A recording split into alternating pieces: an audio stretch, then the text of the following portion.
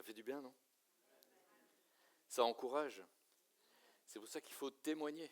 Il faut raconter ce qu'on vit pour que d'autres, qui vivent parfois les mêmes choses sans en parler, eh bien, prennent confiance.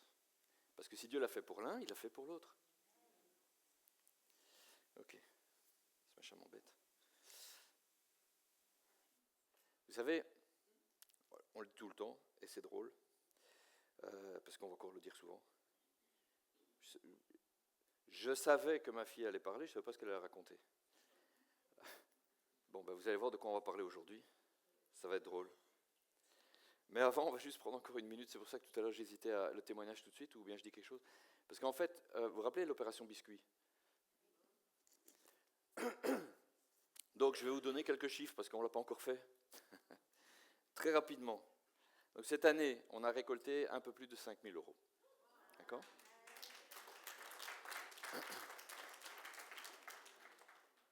Il y a une toute petite partie qui a été donnée à une école, l'école où va justement ma fille Lisa, parce qu'il y avait un petit marché Noël, et donc on a dit la moitié de ce qui est vendu au marché Noël, on le donne à l'école.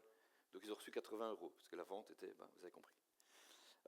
Il y a aussi un don de 1 250 euros qui a été fait par des biscuits au frère Corentin, qui n'est pas de cette église-ci, mais qui est chez Ignite, parce qu'ils avaient une mission au Togo, que je ne me trompe pas.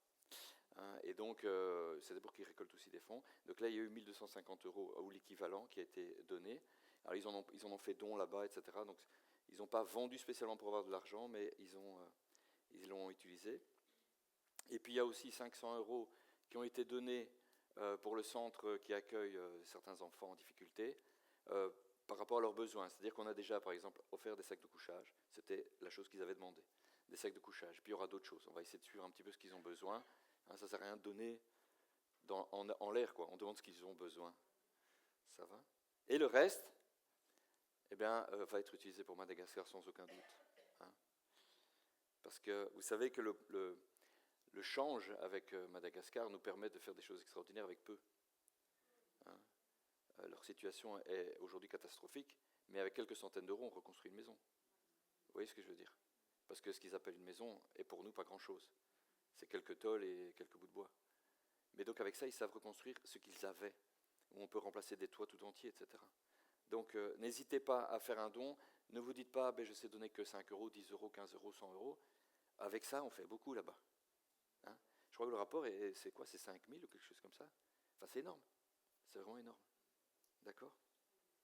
Voilà, ça c'était pour les informations complémentaires. Alors aujourd'hui, on va aborder un sujet pas toujours simple à expliquer, pas toujours simple à appréhender. D'accord? Vous essayez de me suivre, vous êtes patient avec moi, je vais faire mon possible.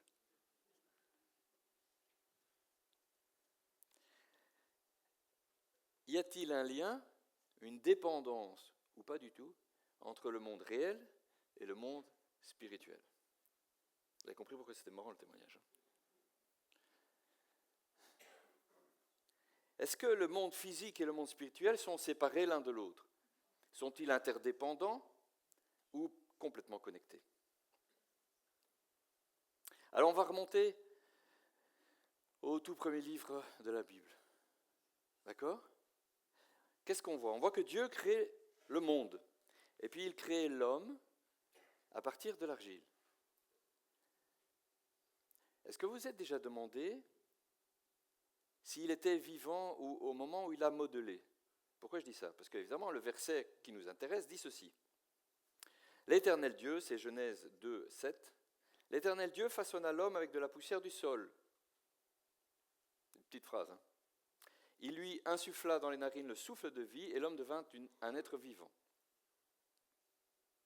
Alors, les traductions, vous savez, il y a plusieurs mots pour dire la même chose. Dieu a soufflé un esprit de vie et l'homme devint une âme vivante. Ça, c'est une autre traduction possible. Pourquoi? Parce que esprit et souffle, c'est la même chose. Pour ceux qui ne le savent pas. C'est le même mot en hébreu, c'est roua. C'est un vent, un souffle, et c'est ce qu'on traduit par esprit. Le Saint-Esprit, c'est le roua à Kodesh, c'est-à-dire le souffle saint, le mis à part. Donc l'Esprit Saint, le Saint-Esprit. Alors on peut se poser la question, quand Dieu a créé Adam, est-ce que c'était comme une statue de terre cuite? Ou est-ce qu'il avait déjà un corps qui fonctionnait, mais il n'avait pas d'âme?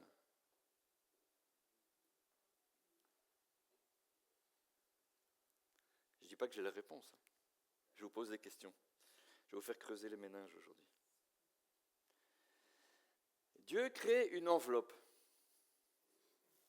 Et puis il y met son esprit, ou en tout cas un esprit qui vient de lui, l'esprit humain d'abord, et ça devient, dans ce corps, une âme vivante.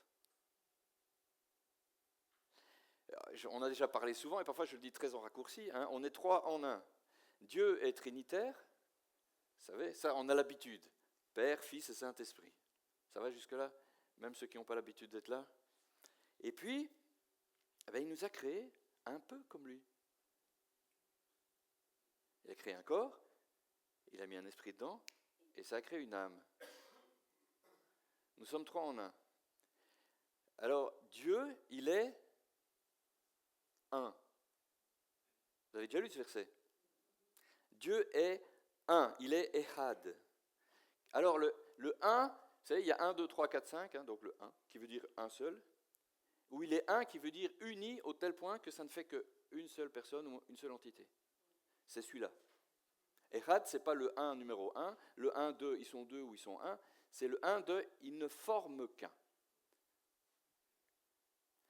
Donc on ne peut pas distinguer dans les intentions, le plan, la puissance, la divinité, le Père, le Fils et le Saint-Esprit. Ils sont la même chose, mais pourtant trois personnes, avec des actions différentes, des missions parfois différentes, un seul but, une seule divinité. C'est un Dieu unique, mais qui se présente sous trois personnes. Ça va? Nous sommes un corps, avec une âme, le siège de nos pensées et de nos émotions, de notre raisonnement, et nous avons un esprit. Est-ce que nous sommes séparés? Ben non. Quand vous pensez à vous pensez à vous. Hein? Il n'y a pas le corps qui va par là, l'esprit qui dit j'aimerais bien faire ça, et l'âme qui dit je sais pas, je réfléchis aux fleurs. Tout fonctionne en même temps. Nous sommes un. Je disais, quand Dieu a créé l'homme, il a créé une enveloppe. Eh bien, il avait prévu une habitation pour l'esprit à venir, pour l'âme qu'il allait créer. Cette habitation, elle a tout un programme. Il y a plein de choses qui sont écrites dedans. Le fonctionnement du corps humain est dans son ADN, vous saviez. Je ne vous apprends rien.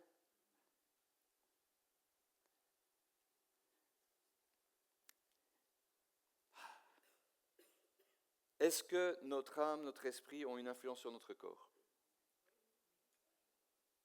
C'est sans arrêt, c'est tout le temps. Si je suis anxieux, c'est d'abord mon âme qui a un problème. Mais ça se manifeste dans mon corps. Je commence à avoir des problèmes de santé. Si je suis triste en permanence, si je suis en colère en permanence, mon corps va manifester des choses. Mon corps va avoir des problèmes. Ah, bien sûr, il y a des problèmes qui sont purement naturels. Je me pique à une épingle, ça fait mal, c'est mon corps. D'accord? Si on me fait mal dans mon cœur, si on brise mon cœur, c'est pas mon corps. Mais c'est dans mon corps que je le sens pourtant. Il y a des gens qui meurent d'un cœur brisé, de leur cœur émotionnel. Tout est interdépendant. Dieu crée l'homme, il souffle en lui, cet esprit crée en lui une âme, le voilà qui est vivant, qui fonctionne. Est-ce que l'homme au départ était comme nous aujourd'hui? Oui et non, répondez pas trop vite. C'est-à-dire que son corps, c'était un corps. Son âme, c'était une âme, et son esprit était un esprit. Mais, je ne vais pas le dire tout de suite, on va y venir. Dieu dit quelque chose à l'homme, qu'est-ce qu'il lui dit? Il lui donne un commandement, un ordre. Il lui dit, Genèse 2, 16 et 17, « L'Éternel Dieu donna cet ordre à l'homme, tu pourras manger les fruits de tous les arbres du jardin, mais tu ne mangeras pas le fruit de l'arbre de la connaissance du bien et du mal, ou de la détermination du bien et du mal. Car le jour où tu en mangeras, tu mourras. » Est-ce que c'est le fruit qui a tué l'homme? Ah tiens, marrant ça, non? Donc, le commandement avait l'air d'être physique. Tu ne manges pas. La conséquence, c'est que tu vas mourir. Il a mangé, il n'est pas mort.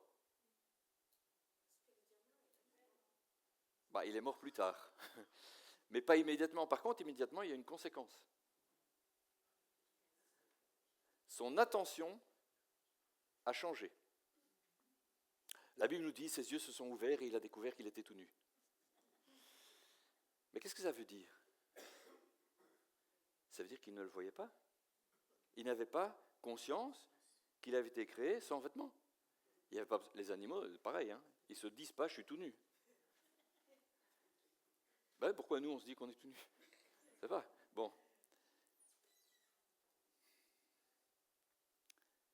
L'homme, il vivait avec Dieu dans le jardin. Dieu venait le voir, il lui parlait, etc. Il avait sa femme à côté de lui, et il ne voyait pas physiquement. En fait, ça n'attirait pas son attention. Le fait qu'il ait fait ce qu'il ne fallait pas faire, tout d'un coup, d'un être plutôt spirituel que physique, il est devenu physique plutôt que spirituel. Vous voyez, sa connexion avec Dieu était parfaite, sa connexion avec sa femme, avec le reste, était bonne aussi, mais son attention n'était pas centrée sur le physique. Quand je dis physique, ce n'est pas le physique, c'est le monde matériel, solide, hein, le monde visible. Son attention n'était pas là-dessus. Son être n'était pas centré là-dessus. Ce qui a changé immédiatement, c'est spirituellement. D'un coup, il a perdu cette connexion avec Dieu, pas à 100%, mais elle affaiblit à partir de là. Et très vite, son attention, par contre, a été centrée sur lui. Tout d'un coup, il y a le monde matériel qui devient l'évidence, la seule chose qui compte. Je suis tout nu. Qu'est-ce qui se passe? Mon corps. Pourquoi? Parce que la faute, ce n'était pas de manger le fruit. Si, quand même. Vous pouvez de temps en temps me dire, si, qu'est-ce que tu racontes? Oui, la faute, elle était physiquement manger le fruit, mais ce n'est pas ça qui l'a tué. Ce fruit n'était pas empoisonné. D'ailleurs, ils ont regardé, il avait l'air bon, et en plus, précieux pour ouvrir l'intelligence. Je ne sais pas comment... Vous êtes déjà demandé comment est-ce que Ève, elle s'est dit qu'il était précieux pour ouvrir l'intelligence en le regardant? C'était avant d'en manger, et avant d'en manger, ses yeux spirituels étaient ouverts. Elle a regardé le fruit, elle voyait au-delà du fruit. Elle s'est dit, ah oui, il a l'air bon à manger, ça c'est ce que je vois aussi, et puis il a l'air vraiment précieux pour ouvrir l'intelligence. Vous voyez ce que je veux dire? Après, c'était fini. Ce côté spirituel, ils l'ont perdu. Et ça n'a pas tardé. Hein. Leurs enfants, il n'y a plus rien. C'est-à-dire qu'eux, ils ont commencé à réfléchir, et puis qu'est-ce qu'on fait? Je ne sais pas, il faudrait bien chercher ce Dieu dont nos parents nous parlent. Parce que croyez-moi, Adam et Ève, ils ont dû parler du jardin, et de dire, c'est de là qu'on vient. Et vous êtes venus de maman, mais nous, non. On n'a pas de nombril. Vous avez remarqué? Ah oui. Alors eux, ils ont cherché Dieu. Alors ils se sont dit, il faut faire des sacrifices, il faut faire une offrande, il faut faire quelque chose, il faut essayer de l'atteindre. Ce qui est extraordinaire, c'est de voir que tout n'a pas été perdu d'un coup. Remarquez. Et que Dieu n'a pas dit, puisque c'est comme ça en est fini de vous. Parce qu'il a regardé ce qu'il faisait, et puis il a vu l'offrande de Caïn, et puis il a vu le sacrifice d'Abel, il a répondu à celui d'Abel. Et puis après ça dérape parce que Caïn il n'est pas content. Tellement pas content qu'il se dit, c'est quand même dingue, se dire je vais liquider mon frère. Il y a une génération. Hein. Il ne faut pas longtemps pour que ça dérape de monde parfait, criminel. Il n'a pas fallu 10 000 ans, non, juste l'étape suivante. L'unité avec l'Esprit de Dieu venait du fait que Adam et Ève étaient soumis. Ils étaient dépendants de ce Dieu-là.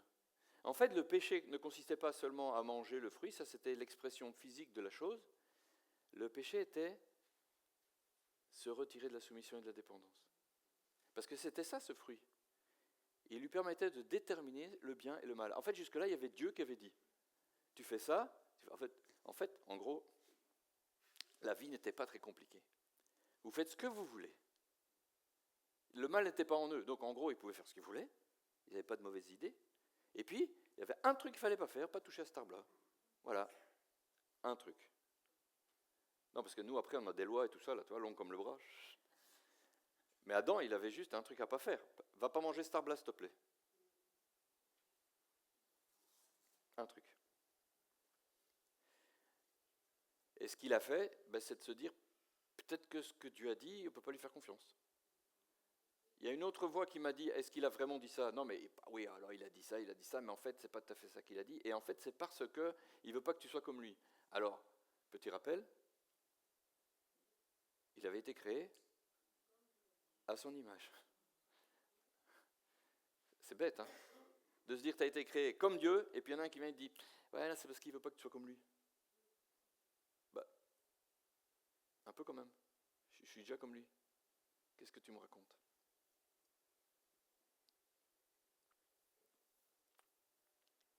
Pourquoi est-ce que je vous parle de tout ça? C'est pas pour faire de la théologie, je sais pas quoi. Parce que si on ne comprend pas que nous sommes un, âme, corps, esprit, nous ne sommes qu'une seule chose. Et on n'ira même pas jusqu'à... et alors quand on est marié, on devient qu'un aussi. C'est encore plus compliqué. Mais si on ne comprend pas que tout est lié, absolument tout est lié, on ne fait pas les bons choix. On ne voit pas toujours que ce qu'on est en train de faire dans le monde physique va avoir un impact immédiat dans le spirituel. On ne voit pas toujours que les choses que l'on voit dans le physique viennent du spirituel. Et alors on se bat contre les choses qui nous arrivent, nos problèmes, mal. J'ai un problème physique, je vais l'adresser physiquement. Oui, mais ton problème physique est peut-être le résultat d'un problème spirituel. Alors tu peux tacler tant que tu veux ton problème physique, il ne va pas se résoudre.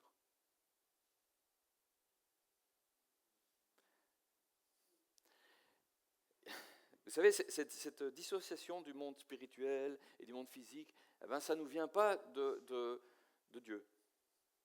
Ça nous vient de la philosophie, de tout genre. Où on dit qu'il y a le monde spirituel et puis il y a le monde physique. Le monde spirituel, il est parfait, le monde physique, il est pourri. Vous avez déjà entendu ça ou pas?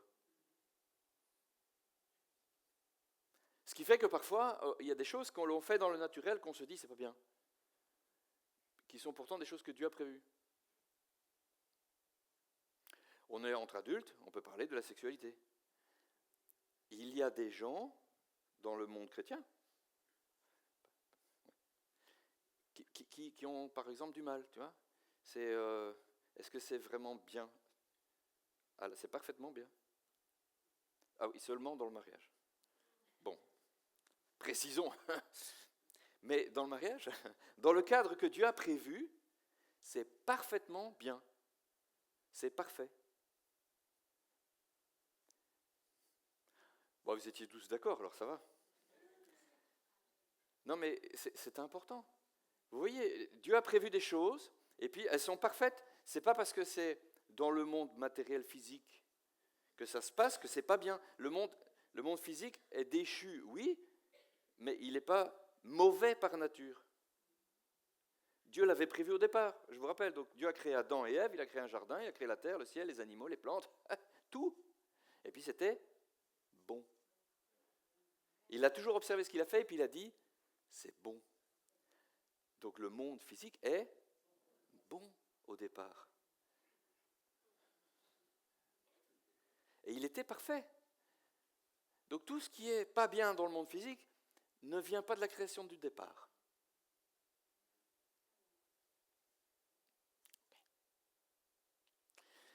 La vue, je reviens à mon histoire, la vue de la séparation de tout ça, ça nous vient de mauvais concepts. D'accord? Nous sommes un. Le monde physique et le monde spirituel, ce sont deux choses qui sont interconnectées. Par qui? Nous. Mais oui, nous sommes trois en un. Pas les animaux, pas les plantes, pas les cailloux. Ça, c'est une autre hérésie. Le Dieu qui est partout en tout, dans l'univers, l'énergie cosmique, c'est pas ça. Parce que tout ce que je viens de citer, c'est de la création. Dieu n'est pas dans sa création. Hein. Il l'a fait une fois. Ça s'appelle Jésus. Là, il est venu dans la création. Il a pris un corps comme nous pour faire ce qu'on ne pouvait pas faire. D'accord ? Je vous disais que ce n'était pas évident. Il ne faut pas que je me perde. J'ai 52 slides, je suis au deuxième. Non, je rigole. Il y en a qu'une petite goutte qui a perlé sur le front. Mais je vais quand même essayer de tenir un temps raisonnable. Hein. Ok. Donc, nous avons un problème dans notre monde à nous. Et je parle de l'Occident. Parce qu'on a du mal avec ça. Mais pourquoi est-ce que l'Église ne voit pas plus de miracles ? Pourquoi est-ce qu'elle ne voit pas plus de manifestations du Saint-Esprit ? Parce qu'elle a cette idée qu'il y a des choses qui sont séparées l'une de l'autre et que donc, voilà, ça se passe d'une certaine manière et pas d'une autre. Je rencontre quelqu'un qui est malade, je me dis, il est malade, il faudrait bien qu'il se soigne. Alors parfois, c'est juste ça. Et même en disant ça, parfois je doute. Est-ce qu'il y a une maladie qui n'est pas spirituelle à la base ? Bon, on peut avoir son avis. Il y a des maladies qui sont des maladies, en tout cas, qu'on peut juste dire « sois guéri au nom de Jésus ». Ouais. Pourtant, je n'agis pas dans le physique quand je dis « sois guéri au nom de Jésus ». Je vous perds ? Il y a des maladies qui sont des maladies. Donc, on peut prendre un truc pour chasser la maladie ou pour se guérir. Notre corps le fait tout seul. Vous savez que 99,% des maladies, ton corps les guérit tout seul. Quand tu vas chez le médecin parce que tu as un bobo, il te donne quoi ? Pas de quoi te guérir, hein ? Il te donne de quoi être confortable pendant que tu guéris. Il y a un médecin dans la salle, je ne raconte pas de bêtises. Hein ? C'est rare qu'on te donne quelque chose qui va tuer le virus, littéralement. La plupart du temps, on te donne un truc pour que tu n'aies pas d'inflammation, pour que tu n'aies pas trop de température, pour que tu sois confortable, pour que tu ne sentes pas la douleur pendant que ton corps travaille comme un dingue à liquider ce qu'il faut liquider. Mais en gros, c'est que ça, hein, dans la très très très très grande majorité des cas. Ok ? Mais la maladie en elle-même, c'est la conséquence de quoi ? Du péché au départ. C'est la faute de l'homme, c'est parce qu'on est tombé. La terre a été maudite à cause de nous. C'est embêtant, parce qu'on y vit.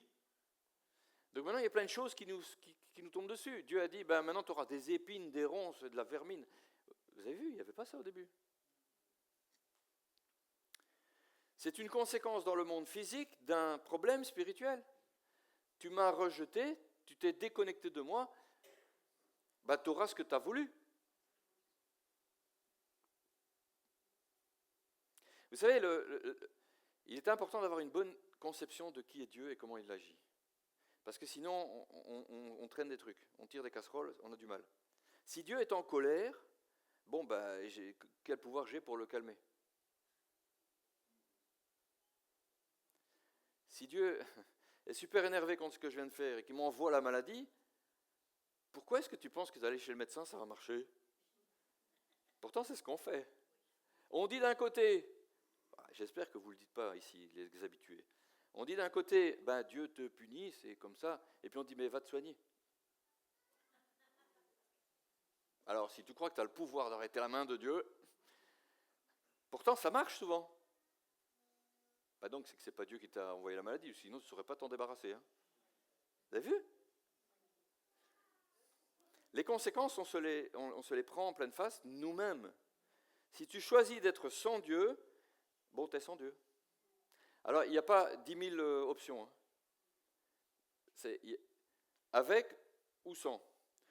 Et quand tu es sans, non, mais tu es avec l'autre. Alors, il y a le roi des rois et puis il y a le prince de ce monde. Tu as vu déjà le degré ? Le roi des rois, seigneur des seigneurs, et puis le prince de l'air. Mais bon, quand tu as choisi de ne pas être avec le roi des rois, tu es avec le prince de l'air. Et donc, quand tu fais des trucs, tu t'en prends plein la tête? Est-ce que Dieu n'est pas en colère? Bah si, parfois. La Bible te le dit. Et puis même à un moment donné, sa colère va s'exercer. Hein, il va exercer son jugement. Mais entre-temps, Jésus est passé par là. Jésus a réglé le problème du péché. Et si tu l'acceptes, parce qu'il faut l'accepter, ta dette est payée. Alors, pour celui qui est en Christ, il n'y a plus de condamnation. Alors, il faut être en Christ. Ça veut dire quoi être en Christ? Oh là là, je ne suis pas du tout mes feuilles.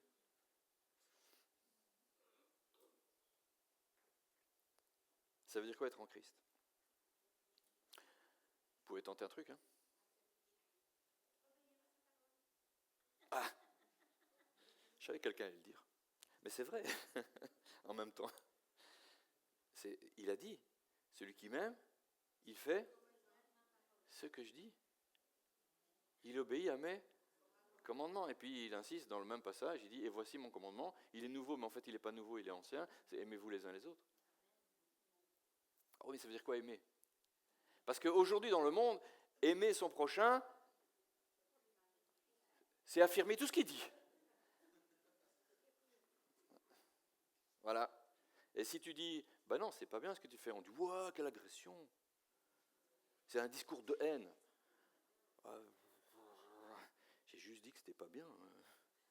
J'ai pas dit à mort. Alors, l'amour, c'est Dieu qui l'a défini. Dieu est amour, c'est lui. Vous voyez ce que je veux dire? Il n'a pas de l'amour, hein. Il est amour.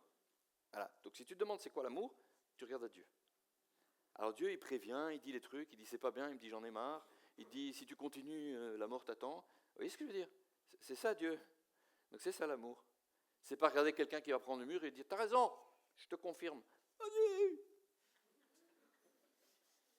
Ah voilà. Mais t'as vu, je t'ai aimé. Hein. Oui, dit comme ça fait tout de suite bizarre. Hein. On se dit quand même. Mais pourtant, c'est ça le discours dominant. Alors, quand tu es né de nouveau, du jargon ça, hein, né de nouveau. Quand tu acceptes Jésus, quand tu acceptes Christ, quand tu dis « Waouh, tu sais quoi, je me rends compte que ma vie sans toi, elle est nulle. Elle est vraiment pas bien. Je peux être un type bien. Les gens peuvent me regarder et dire « Oh, c'est quelqu'un de bien. » Vous avez déjà entendu cette phrase-là? Vous l'avez parfois dit. Lui, c'est un type bien. Ou elle, c'est quelqu'un de bien. Tu vois? On dit « C'est une belle âme. » Tu vois? C'est vraiment quelqu'un de bien. Il a un cœur pur. Ah, t'as dérapé. Personne n'a un cœur pur. Et quelqu'un de bien, ça dépend de ton critère. Parce que quand on est arrivé près de Jésus et qu'on lui a dit « Bon maître », Jésus, il aurait pu dire « T'as bien dit, hein ?» C'est vrai, quoi. C'est le seul qui pouvait le dire. Et qu'est-ce qu'il a dit? Non, carrément, il a dit « Pourquoi vous m'appelez bon ?» Il n'y a que Dieu qui soit bon. Vous avez vu? Ça, c'est la réponse de Jésus. La prochaine fois que quelqu'un vous dit « Toi, t'es quelqu'un de bien », vous savez quoi répondre, hein? Alors, obéir à ses commandements. Vous vous rappelez, ils ont essayé avec Jésus de venir avec les commandements. Hein? Jésus a répondu à certaines choses.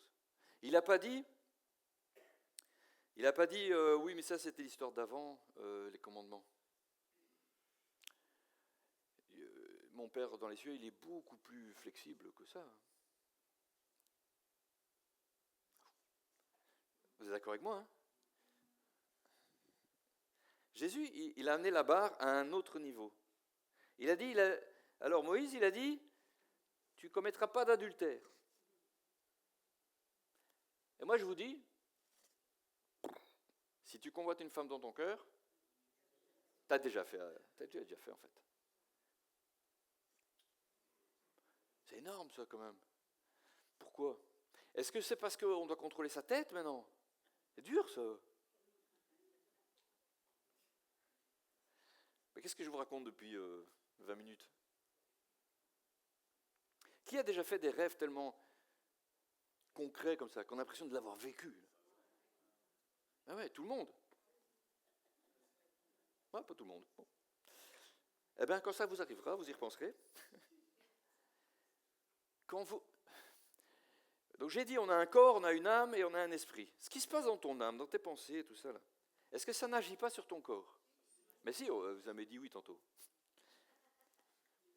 Si je vous dis de penser à un truc super moche qui fait super peur, non, mais je ne vous le dis pas.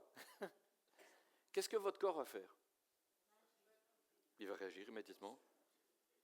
Automatiquement, votre cœur va s'accélérer, vous allez commencer à... Et si vous continuez d'y penser, ça va s'intensifier. Hein. Et si je vous dis, imaginez, il s'approche de vous, on se sent pas bien. Comment ça se fait?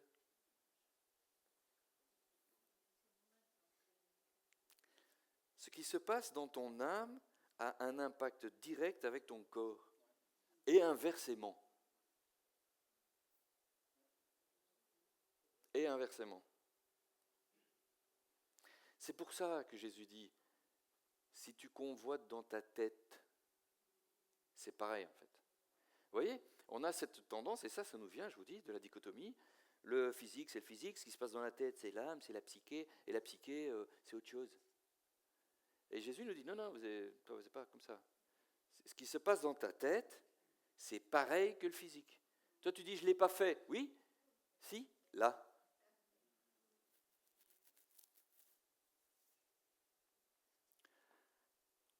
Enfin, j'ai dit ça avec un truc qui fait peur et tout, mais c'est pareil si vous pensez à un truc super chouette. Hein.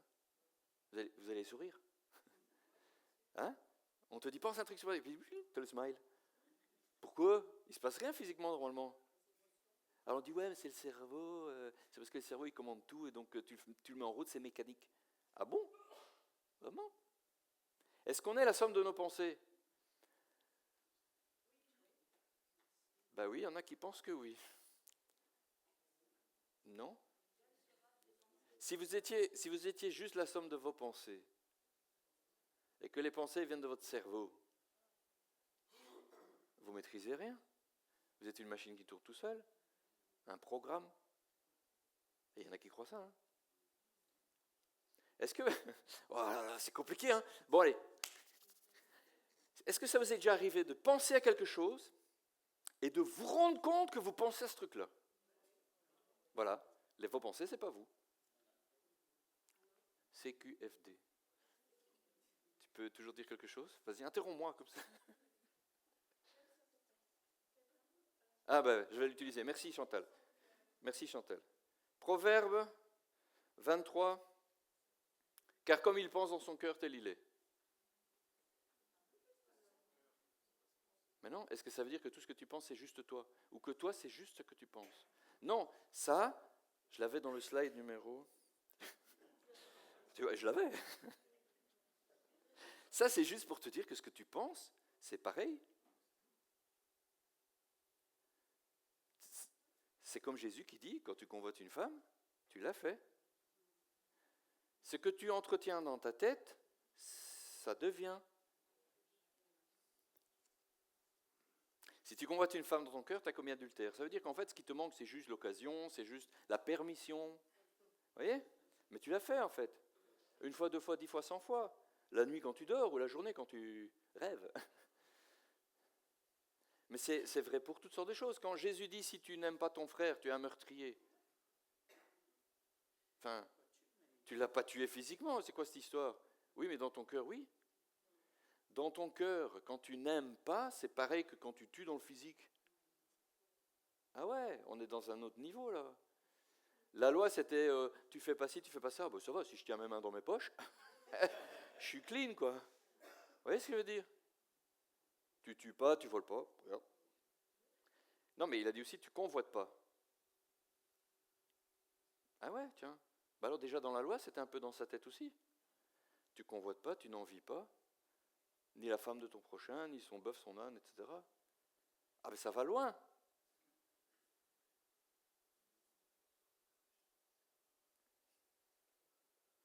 Vous voyez, il y a des choses qui se passent dans la tête, qui sont dans tes émotions, et que Dieu appelle péché. Alors, c'est pas juste pas faire, c'est contrôler ce qui se passe là-dedans. C'est dur, ça. Non, parce que vous dites amen comme si c'était, ouais. Alors, c'est parce que vous êtes tous des chrétiens matures dans la foi et tout ça. Mais il y a peut-être quelqu'un ici qui ne sait pas, qui dit, je contrôler ma tête, tu rigoles ou quoi? Ça part tout seul là-dedans, toujours, 2000%. Ça tourne, même quand je dors. Ah ouais, mais alors, et Dieu nous demande un truc impossible. Oui. Ah, vous pensiez que j'allais dire non, hein? Ben si, c'est impossible. À l'homme, c'est impossible. Mais ce qui est impossible à l'homme est possible à Dieu. Voilà, ça c'est les habitués. Ils ont toutes les phrases. Alors, pourquoi il te le demande? Ah oui, parfois on dit des trucs et puis moi je vous dis le contraire derrière. S'il te dit fais ça, est-ce que c'est parce que lui va le faire à ta place? Ah tiens. Gardez votre cœur plus que toute autre chose. Amenez vos pensées captives à l'obéissance à la parole de Dieu. Ce sont des ordres. C'est embêtant.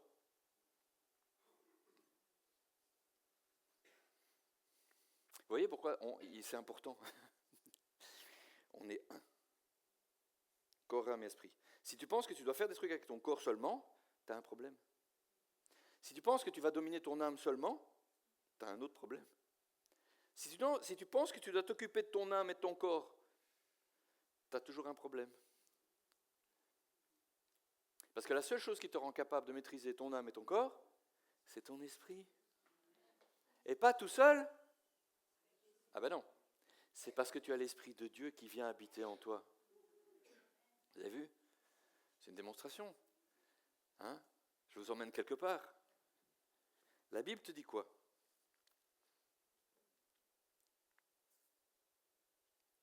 Ah, j'avais prévu plein de trucs. Hein. Je me suis demandé si je ne devais pas faire 2 dimanches là-dessus.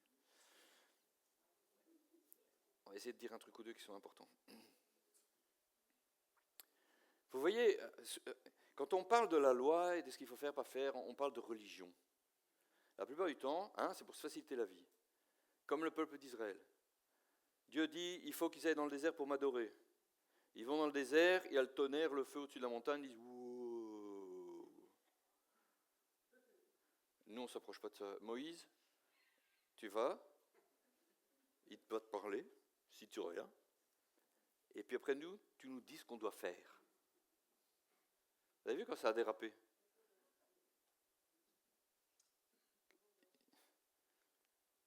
Dieu veut une relation avec l'humanité, il l'avait avec Adam, et puis on l'a perdu, et puis ceux qui ont cherché une relation avec lui, Abraham, etc., Dieu les a appelés mon ami. Il veut une relation, il n'a pas dit mon larbin, il n'a pas dit, c'est mon ami. Il vient, il lui a parlé face à face. Bon, plusieurs fois, ils sont venus à 3, comme le Père, le Fils et le Saint-Esprit. Bref. Ils sont venus parler à Abraham, etc. Il y a plein de gens comme ça. Et puis à Moïse, alors là, encore, parler avec lui des heures, des jours entiers, 40 jours sans manger, sans boire, il revenait, Dieu lui avait parlé, il lui avait dit plein de trucs. Ça interpelle quand même, non? Parce que tout l'Ancien Testament, c'est Dieu qui vient parler à des gens. Il parle, il dit des trucs, il prévient, il dit ce qui va arriver. Des anges qui viennent, qui disent des trucs. Et nous, on est là, 2026, et puis on dit, oui, mais il y a le truc spirituel, c'est à l'intérieur de toi, c'est toi, il n'y a pas tellement de connexion, c'est... oh là, comment ça? Mais il n'y a que ça, des interconnexions. Alors Dieu, c'est un Dieu de relation. Ah ben donc, tu lis ta Bible, et puis elle te parle. C'est pas Dieu le Père, le Fils, c'est Dieu la Bible. Hein. C'est pas tu adoreras la Bible de tout ton cœur, de toute ton âme et toute ta pensée. C'est Dieu. Le premier commandement, c'est tu aimeras. Tu aimeras ton Dieu, tout ton cœur, ton âme et ta pensée, ta force. C'est aimer. Alors aimer, ça se passe où? Dans le cœur, dans l'âme. Les émotions, c'est le cœur, l'âme. D'accord? Vous avez vu? Donc, Les commandements de Dieu, c'est le premier, le plus important, celui qui englobe tous les autres, Jésus a dit, c'est dans l'âme.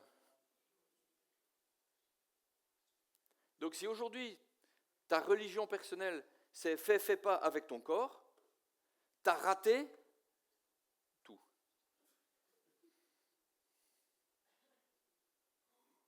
Vraiment, hein. Tu as vraiment tout raté. Parce que le premier, c'est aimer. Et ça se passe dans le cœur. C'est pas je mange ci, je mange pas ça, je travaille tel jour, je travaille pas tel jour, je peux pas taper sur quelqu'un qui m'énerve très fort. C'est pas ça. Ça découle du premier. Parce que quand tu aimes Dieu de tout ton cœur, toute ton âme, toute ta force, eh bien Jésus a dit, et en fait il y en a un autre qui est le deuxième et qui est semblable à celui-là. Vous savez, c'est quoi des triangles semblables, hein? C'est les mêmes. Il y en a un qui a bougé, mais c'est la même chose. Tu aimeras ton prochain comme toi-même. Ça veut dire que quand tu arrives à aimer Dieu comme ça, tu as établi cette connexion forte avec lui et vivante, qui fait que le deuxième devient le même que le premier. C'est-à-dire que tout d'un coup, tu arrives à aimer ton prochain comme toi-même.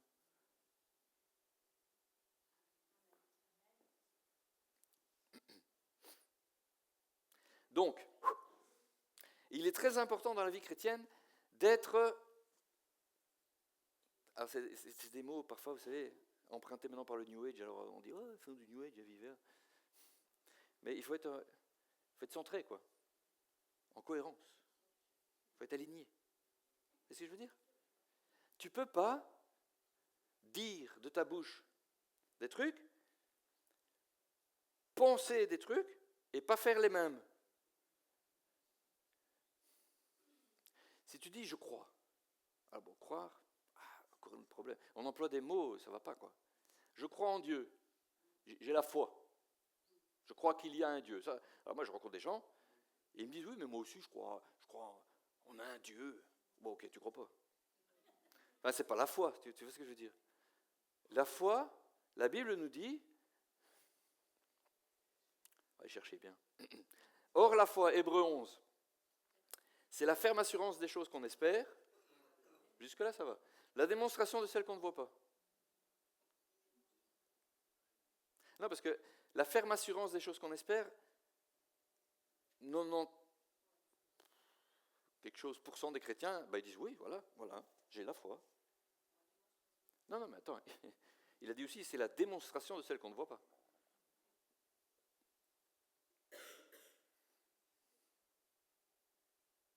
Je vous laisse un peu réfléchir.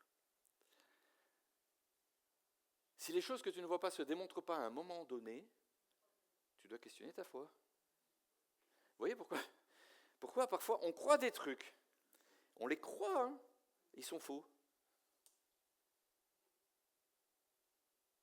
J'ai la foi. Alors bon, ta bouche dit que tu as la foi, et au premier bobo, tu vas chercher une aspirine, tu cours chez le médecin, tu pleures, tu envoies des messages à tout le monde sur Signal, « Priez pour moi !»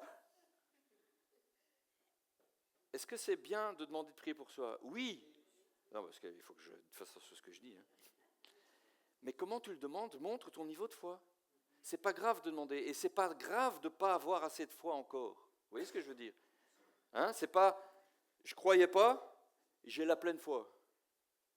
La conversion, c'est pas ça. Hein.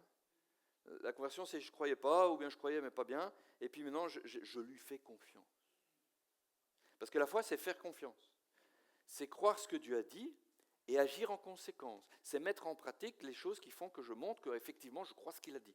Et bien ça prend du temps, et parfois ça prend toute une vie avant d'y arriver. Et Dieu ne te demande pas de marcher sur l'eau le premier jour. Il te laisse y aller à ton rythme. Hein. Parfois, il n'y a pas longtemps, j'avais encore une conversation avec quelqu'un qui me disait « oui, mais tu vois, on parlait des cures d'âme et faisait ce genre de choses. Ouais, mais bon, est-ce que tu crois à ça? Parce que parfois j'ai l'impression que tu dis le contraire. Alors, oui, je crois à ça. Donc, soyons clairs. Oui, parfois il faut chercher où est le problème. D'accord? Et chercher bien. C'est-à-dire pas tout seul, avec l'Esprit de Dieu. D'accord? Parce que Dieu va révéler des choses qu'il veut te libérer aujourd'hui. Il ne l'a pas fait jusque-là, parce qu'il t'a laissé avancer. Hein, il fait pas. Il y a des trucs qui prennent du temps. Pour nous. Pour Dieu, ça pourrait être toujours comme ça. Mais nous, on n'est pas prêts. On n'est pas prêt à lâcher certaines choses. On n'est pas prêt à pardonner certaines choses. On n'est pas prêt à se repentir de certaines choses. Il y a des choses qu'on n'est pas prêt à abandonner parce qu'on les aime bien encore un petit peu quand même. Et donc, il y a tout un chemin. On avance avec Dieu. Et la foi, c'est la même chose. La foi, c'est comme un muscle. Si tu l'exerces jamais, tu crois que tu en as, et le jour que tu dois soulever un sac de patates de 50 kilos, tu dis, mais j'ai pas de muscle. Tu vois? Mais parce que tu n'as jamais soulevé 2 kilos. Il faut aller un petit peu à la salle, il faut s'exercer. Le jour que tu veux soulever 100, tu as intérêt à t'entraîner. Hein, ça ne va pas venir tout seul. La foi, c'est la même chose. Tu vois? Ouais, j'ai la foi. Bah, alors, jusqu'où tu fais confiance à Dieu? Ça, c'est ton niveau de foi. Tu vois? C'est là où se révèlent les choses. Il t'arrive une bricole. Je sais pas, tu as une migraine. Bon. Tu dis, je fais confiance à Dieu pour la migraine. Chouette. Tu as l'impression que tu t'es fait une foulure. Bon, tu peux courir à l'hôpital. Ou bien, tu dis aussi, je fais confiance à Dieu. Cheville, t'es guéri. Ah, c'est un degré un peu plus, tu vois. Ça fait crac et tu penses que ton os est cassé. Ça demande encore un petit peu plus, hein. Surtout quand ça fait mal à pleurer, comme un bébé. Tu vois? Dieu va me guérir, j'irai pas mettre un plâtre. Ben non, mais la moitié des gens vont dire t'es fou. Même les chrétiens, ils vont dire t'es fou. Est-ce que Dieu a dit, je suis Jéhovah qui te guérit quand il ne faut pas mettre de plâtre et pas t'opérer? Ben non, il n'a pas dit ça. Il a dit, je suis celui qui te guérit. Point.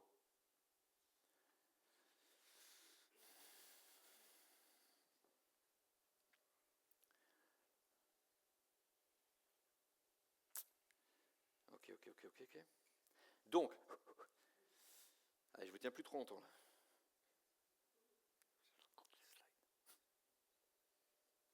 Il nous faut revenir à la dépendance à Dieu. Si tu veux voir Dieu agir dans ta vie de manière extraordinaire, comme l'ont vu les gens avant, tu dois être dans la même situation.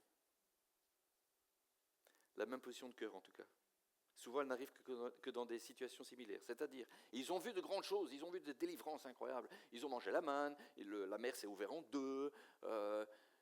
Si vous lisez beaucoup plus près de nous, les Huguenots, il y en a qui se sont mis dans un feu, ils n'ont pas eu mal. Il y en a qui on leur a tiré dessus, les vêtements étaient troués, mais ils n'avaient pas de blessures. Ce sont des récits historiques, hein, pas très loin de nous, là, c'est 18e siècle, 17e. Alors, ils ont vécu des trucs dingues. Oui, enfin, ils étaient dans des situations dingues. Hein. C'est-à-dire que tu n'exerces pas ta foi à ce niveau-là si tu n'en as pas vraiment besoin.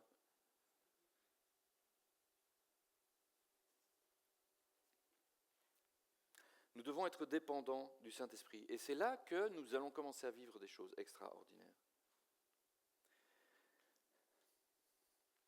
Je disais tout à l'heure, notre corps, notre âme et notre esprit. Et notre esprit, il est uni à l'Esprit de Dieu. Il est un. Ah, on revient avec Hérad. D'accord ? Jésus a prié dans le jardin et il a dit, Père, qu'il soit un, comme toi et moi, nous sommes un. Alors, il parlait de eux entre eux, mais il disait, moi en eux, comme moi je suis en toi, et alors c'était une phrase compliquée, ça fait les poupées russes. On ne sait plus, parce que c'est un. C'est des phrases pour l'exprimer, du coup c'est pas facile à comprendre, mais parce que c'est un, on ne doit pas distinguer. Vous voyez ? Alors quand ton esprit est uni à l'Esprit de Dieu et que tu vis à l'écoute de l'Esprit de Dieu, alors tu vis des choses extraordinaires. L'Épître aux Romains, elle nous explique cela en long et en large. Paul, c'est un super enseignant, Paul. Il est balèze. Voilà ce qu'il dit. Au chapitre 8, versets 7 à 14, on ne va pas tout lire, hein, je vous rassure, mais voilà. Bon. L'homme livré à lui-même, l'homme charnel, l'homme naturel, traduisez-le comme vous voulez, c'est-à-dire toi dans ton corps qui n'écoute pas l'esprit. Eh bien cet homme-là, il n'est que haine de Dieu. Ça va ? On a recadré, je suis quelqu'un de bien. Il ne se soumet pas à la loi de Dieu parce que il ne le peut même pas. C'est pas possible en fait. Si tu espères naturellement obéir à la loi, et à ce que Dieu dit, et faire comme il a dit, et t'empêcher de faire ce qu'il ne faut pas faire, ben t'oublies. Mais au contraire, vous n'êtes plus livré à vous-même, mais vous dépendez de l'Esprit, puisque l'Esprit de Dieu habite en vous. Paul, en 2 phrases, il t'explique tout. Toi, tu n'es plus comme ça, incapable de, parce que c'est ta chair et que... Non, toi, tu n'es plus dans cet état-là. Pourquoi ? Parce que tu dépends de l'Esprit. Il n'a pas dit parce qu'il habite en toi, non, il faut dépendre. Vous dépendez de l'Esprit, puisqu'il habite en vous. Si quelqu'un n'a pas l'Esprit de Christ, d'ailleurs, il ne lui appartient même pas. La marque de l'appartenance, c'est l'Esprit. Je rassure tout de suite tout le monde, ce n'est pas parler en langue.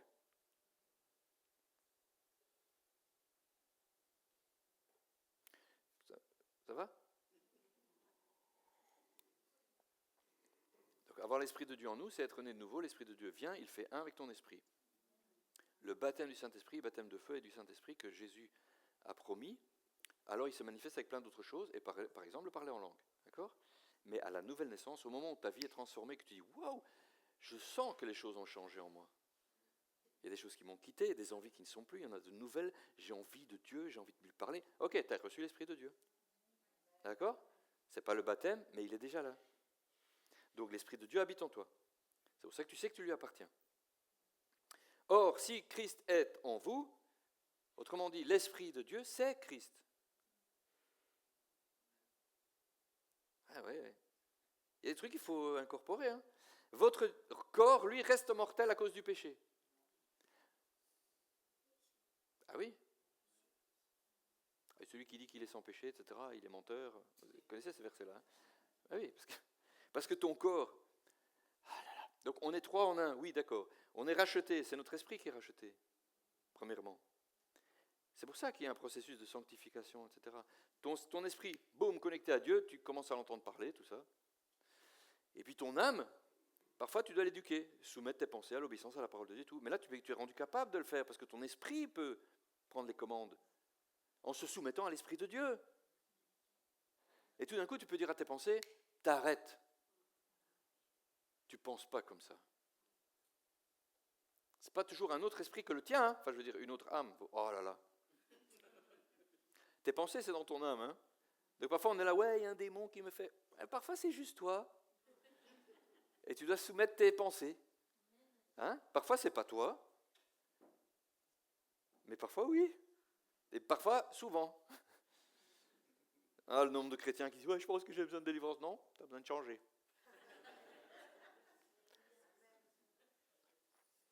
Il faut abandonner les choses et dire, ouais, je vais arrêter. J'ai décidé, tu sais, décider. Oh là là. Donc, votre corps reste mortel à cause du péché, bon, parce qu'on n'est pas encore complètement changé, notre corps, il n'a pas été changé complètement. On n'a pas reçu un nouveau corps, tu es toujours dans le même. Et tu sais quoi, il y a des câblages là-dedans. Ça s'appelle la mémoire. Et il y a même des câblages qui s'appellent les autoroutes de l'information dans ton cerveau. Ça veut dire quoi ? Non, c'est très sérieux ce que je dis là. Ça veut dire que tu peux avoir été changé, et puis tu te rends compte que tu as encore des habitudes, ou encore une envie. Dans une certaine situation, tu dis « Oh, c'est comme avant, je pense à ça. » Non, avant, tu ne savais pas que tu pensais à ça. C'est ça la différence. Maintenant, il y a Dieu qui t'a dit un truc, et il dit « Hé, t'as vu, cette pensée n'est pas bonne. »« Oh ouais, pourquoi je pense à ça ?» Et là, le diable, il essaie de te dire « T'as vu, t'as pas changé. » Oh, vous avez vu comment ça marche le combat spirituel ? Et toi, tu dois dire « Si, j'ai changé. Avant, ça ne me faisait rien de penser ça ou de le faire. Maintenant, ça m'embête. Tu vois, l'Esprit de Dieu est en moi. Il m'a dit « Hey, t'as vu ? C'est plus comme avant. » Et tu lui fais taire à lui. Tu lui dis « Tu te tais. » Mais l'Esprit est source de vie. Parce que vous avez été déclaré juste. Oui, parce que l'Esprit peut être aussi la source de la mort en toi. C'est ailleurs dans la Bible. Mais comme tu as été déclaré juste, alors l'Esprit de Dieu en toi, il ne te condamne pas. L'Esprit de Dieu en toi, il est là pour te relever, te soutenir, te consoler, t'enseigner, te rappeler ce que Christ a dit, te prévenir des choses qui arrivent. Tout ça, c'est surnaturel. Et si l'Esprit de celui qui a ressuscité Jésus habite en vous, celui qui a ressuscité Christ rendra aussi la vie à votre corps mortel par l'Esprit qui habite en vous. Vous avez vu ? Il y a des choses qui sont dites au présent, il y a des choses qui sont dites au passé, des choses qui sont dites au futur. Il y a une raison. Et donc, votre corps, lui, va changer, ses habitudes vont changer, il ne sera plus un corps de mort, comme Paul le dit au début. Oh, qui me délivrera de ce corps de mort qui fait ce que je ne veux pas faire? Hein? Je ne vous ai pas perdu. Donc Paul, il se bat aussi avec ça au début. Dans une des épîtres, il explique que oui, mais son esprit est bien disposé, mais il fait des choses qu'il ne veut pas faire, il n'arrive pas à faire celles qu'il voudrait faire. Oui, parce qu'il y a un processus. L'Esprit de Dieu en toi, il va changer, il va rendre la vie à ton corps mortel. Vous avez vu? Ah oui, mais attends, parce qu'on va continuer à lire. Ainsi, frères et sœurs, si nous avons une obligation, ce n'est pas celle de vivre à la manière de l'homme livré à lui-même, de l'homme naturel. Ah oui, quand même, on a une obligation. Car si vous vivez à la manière de l'homme livré à lui-même, vous mourrez. Ah oui, la conséquence, elle est toujours la même.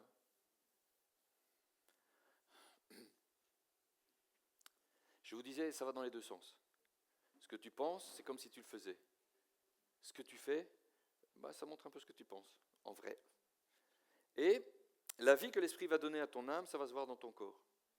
Mais si toi, tu ne fais pas ce qu'il faut, tenir captif tes pensées, renouveler ton intelligence, par la parole de Dieu, par une communion avec le Saint-Esprit, écouter ce qu'il te dit, quand il dit « il faudra arrêter de faire ça, ça ne te fait pas du bien ». Ah ben j'arrête. Hein? Ou bien commence à faire ça, parce que je te le demande. Ah ben je vais le faire. Ouais, mais attends, les autres, ils ne font pas. On s'en fout. Hein, si le Saint-Esprit te dit « jeûne », ah oui, les autres, ils mangent. Oui, mais toi, je veux t'emmener plus près, je veux faire un truc avec toi spécial. Ben fais-le. Si le Saint-Esprit te dit « je t'invite à ne plus boire d'alcool », ben fais-le. Ne te dis pas, mais il n'y a rien de mal, la Bible dit qu'on peut boire du vin et tout, parfois même des liqueurs fortes, il ne faut pas abuser, mais c'est marqué. Non, mais peut-être qu'à toi, le Saint-Esprit demande de le faire. Et c'est pas parce que c'est interdit, parce qu'il veut faire quelque chose avec toi, spécial.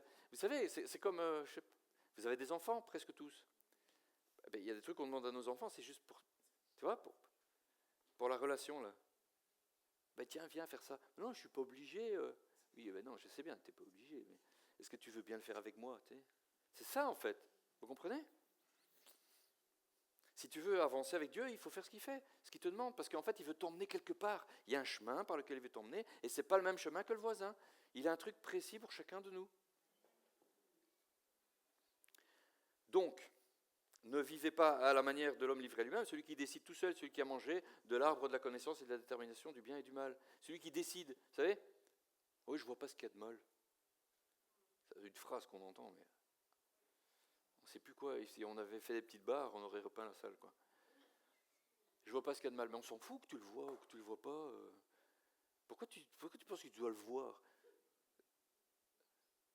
Tu fais confiance à Dieu ou tu ne fais pas confiance à Dieu? Tu manges encore du fruit de l'arbre de la détermination du bien et du mal toi-même, ou bien tu dis, t'as dit de ne pas manger du fruit, j'en mange pas. Tu veux revenir au jardin ou tu veux rester hors du jardin? Et donc il dit, faites mourir les actes mauvais que vous accomplissez dans votre corps. Tu dois le faire. Vous voyez, parfois, on ne peut pas tout dire tout le temps. D'abord, on parlerait pendant des semaines entières sans s'arrêter, et puis on se répéterait tout le temps. Donc, on a un temps déterminé pour dire les choses. Alors, parfois, on dit, quand tu n'arrives pas, tu demandes à Dieu, il va t'aider. Amen. Mais bon, en même temps, tu dois faire. C'est-à-dire que si tu crois, normalement, ça se voit. La foi sans les actes, elle est morte. Ça n'existe pas. Ça n'existe pas. Parce que la foi, ce n'est pas croire que Dieu existe. La foi, c'est lui faire confiance et agir en conséquence. Elle se voit, la foi.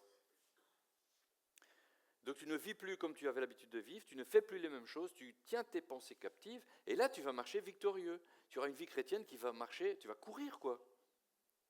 Et si quand Dieu te demande de faire quelque chose, tu le fais, tu vas marcher de gloire en gloire. Et c'est la seule manière de le faire. Ok, et je m'arrête. Vous allez pouvoir les manger. Ce qu'il faut donc, en résumé, j'ai 6 points, très facile. Vous avez compris? On revient à une dépendance complète au Saint-Esprit. Nous n'avons pas été créés pour être indépendants. C'est le fait d'avoir voulu être indépendant qui nous a foutus dans le bas. Il faut faire mourir les actes mauvais de notre corps. Ça nous incombe. D'accord ? On demande la force à Dieu, on écoute quand le Saint-Esprit nous dit ça, c'est un truc mauvais. On l'écoute et on fait, mais on doit le faire. Si on dit, je ne sais pas, je vois pas ce qu'il y a de mal, on ne s'en sort pas. Il faut mettre notre foi en action. Si tu te rends compte que ce que tu dis et ce que tu crois croire ne se réalise pas dans tes actes, ne se voit pas dans tes actes, c'est que ce que tu crois croire, c'est pas vrai. Ouais, parce que parfois on croit qu'on croit. Et on ne sait pas qu'on ne croit pas. Et c'est quand on se retrouve dans une situation où on doit le faire, qu'on se rend compte qu'on ne le fait pas. C'est pour ça qu'on doit traverser des trucs. Je ne fais pas d'autres parenthèses, je ne vais pas repartir pour 5 minutes. Si on ne fait pas face à des difficultés, on ne sait pas ce qu'on croit vraiment. Alors Dieu, il veut nous amener à croire plus. Mais si tu ne sais pas que tu ne crois pas encore assez ou pas du tout, tu ne demandes jamais à croire plus. Pour croire plus, il faut être dans une situation où tu dois exercer cette foi, puis tu te rends compte que tu as du mal de le faire, tu cries à Dieu, il t'aide, parce que la foi est un don qui vient de lui aussi. Tout d'un coup, tu fais un truc, comme ma fille l'expliquait tout à l'heure, et tu te rends compte que tu viens de passer un cap. Bam, tu cours plus quand les démons t'attaquent, tu leur fais face, tu rigoles. Et tu dis, maintenant je sais. Mais il a fallu passer par là d'abord. Donc vérifier que nos actions et nos paroles sont alignées, qu'il y ait de la congruence dans tout ça. Parce que c'est ça qui est le témoin de ce que nous pensons réellement, ce sont nos actes et nos paroles. Quand on n'y pense pas, pas quand on te demande quelque chose et que tu dis, alors bonne réponse, c'est ça, je vais la dire. Non, quand tu dis un truc qui t'a échappé, tu sais que ça vient de ton cœur. Et là, tu dis, il y a encore ça dedans. Parce que c'est ce que Jésus a dit, c'est de l'abondance du cœur que la bouche parle. C'est pas quand tu la contrôles, c'est quand elle dérape. Là, tu te rends compte. Ensuite, tu demandes à Dieu de te changer. Parce que, comme je l'ai dit, oui, il y a ça et ça et ça qui t'incombent, mais en fait, toi, tu n'y arrives pas tout seul, donc tu te dis, Saint-Esprit, rends-moi semblable à toi, semblable à Christ, tout le temps. C'est une prière qu'il ne faut jamais s'arrêter. Toute ta vie, tu demandes qu'il te rende plus semblable à Jésus. Et tu changes ta façon de penser. Parce que ça, c'est aussi quelque chose qu'on doit faire. Soumettre nos pensées à l'obéissance à Dieu. Pour ça, tu lis. Vous savez, la parole de Dieu, elle est là pour ça. La Bible, ce n'est pas la 3e personne de la Trinité, ce n'est pas la 4e non plus. Mais c'est le témoignage des choses que tu dois savoir. Il faut lire. Comme ça, tu sais ce que Dieu a dit, ce qu'il a promis. Et comme ça, tu peux te l'accaparer. L'approprier, pardon. Amen. Amen. Soyez tous bénis, fortifiés, encouragés. Et n'oubliez pas que le monde n'est pas divisé en 3. Que vous n'êtes pas divisés. Ce que tu crois, ce que tu fais, ce que tu penses, ce que tu aimes, a une action dans le physique et inversement. Si tu fais des choses, ça va pourrir ton âme. Tout ça est lié. Et quand vous avez un problème dont vous ne voyez pas la solution, demandez-vous si vous ne visez pas le mauvais point d'entrée du truc. C'est le corps, mais je l'attaque par le corps, non, c'était peut-être spirituel. Alors demande à Dieu s'il n'y a pas un truc spirituel à régler. Et tu verras que ton corps va guérir. Ça arrive tout le temps. Soyez bénis. Passez une bonne semaine. Et à mardi pour ceux qui viennent le mardi. Amen.